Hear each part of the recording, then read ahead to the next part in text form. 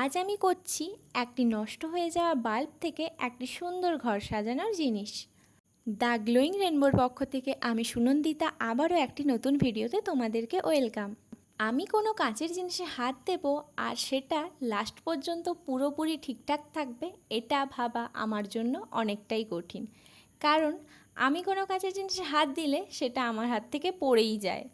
তোমরা দেখতেই পেলে আমার হাত থেকে বাল্বটি পড়ে নষ্ট হয়ে গেছিলো। তার জন্য আমি যেহেতু ক্লেটা আগের থেকেই মেখে নিয়েছিলাম, ক্লেটা শুকনো হয়ে যাচ্ছিলো ওই কাঁচগুলো পরিষ্কার করার জন্য, তাই আমি ক্লের কাজটা আগেই করে নিয়েছি, ভিডিও বানাইনি, কালারিংয়ের পার্টটাই শেয়ার করছি। প্রথমেই আমি ব্যাঙের যে ছাতাগুলো করেছিলাম সেখানে আমি লাল কালার করে নিয়েছি এবং উপরের দুটি ছোট্ট ছোট্ট ফুলে আমি হলুদ এবং গোলাপি কালার করে নিয়েছি। এরপরে আমি ব্যাঙের ছাতাটা যে শ্যাওলাটার উপরে আছে সেখানে সবুজের একটি কালচে শেড ব্যবহার করেছি এবং পাতাগুলিতে সবুজ কালার করে নিয়েছি। এবং আমি ব্রাউন কালার করার পরে ব্রাউন যেই অংশটা পুরোটিতে একটি গোল্ডেন কালারের শেড ব্যবহার করেছি, যাতে জিনিসটা দেখতে আরও বেশি সুন্দর হয়।